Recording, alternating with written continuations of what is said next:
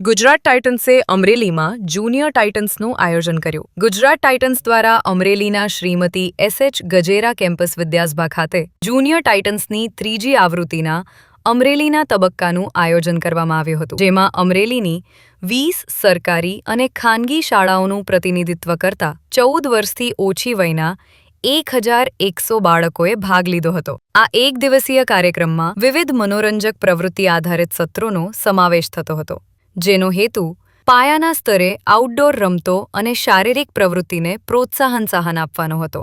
એક બિનસ્પર્ધાત્મક પ્લેટફોર્મ તરીકે કલ્પિત આ પહેલ આત્મવિશ્વાસ, ટીમ વર્ક અને ફિટનેસની સકારાત્મક ટેવોનું નિર્માણ કરવાની સાથે બાળકોને આઉટડોર રમતોની મજા માણવા માટે પ્રોત્સાહિત કરે છે.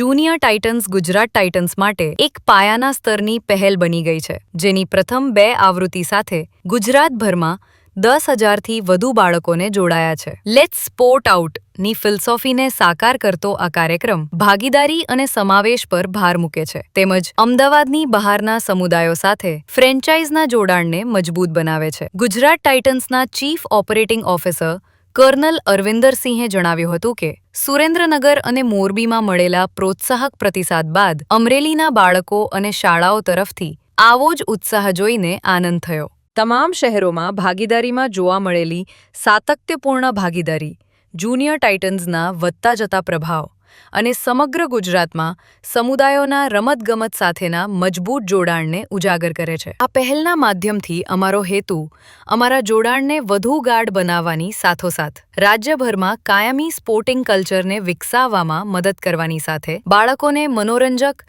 અને સમાવિષ્ટ અનુભવો દ્વારા સક્રિય લાઇફસ્ટાઇલ અપનાવવા માટે પ્રેરણા આપવાનો છે. અમરેલીની ઇવેન્ટ આ વર્ષે જુનિયર ટાઇટન્સની સફરનો ત્રીજો પડાવ હતી. આ પહેલ આગામી 7 ફેબ્રુઆરીએ આણંદમાં યોજાશે અને પછી 14 ફેબ્રુઆરીએ અમદાવાદમાં અંતિમ તબક્કા સાથે સમાપ્ત થશે. સિટી ગોંડલિયા, ડાયરેક્ટર, અમરેલી જિલ્લા વિદ્યાસભા કેમ્પસ.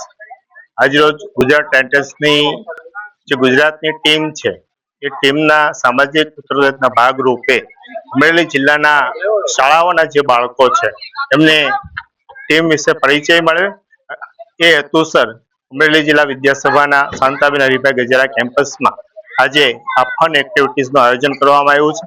જિલ્લાના લગભગ 1200 જેટલા વિદ્યાર્થીઓને આ ફન એક્ટિવિટીઝમાં સામેલ કરવામાં આવ્યા છે.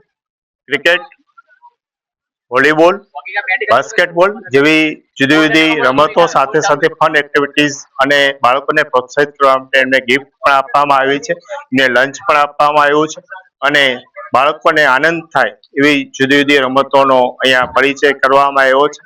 સાથે સાથે બાળકો ક્રિકેટ વિશે પરિચિત થાય અને ટીમ વિશે વધુ જાણકારી મેળવે એ પ્રવૃત્તિઓનું આયોજન કરવામાં આવ્યું છે.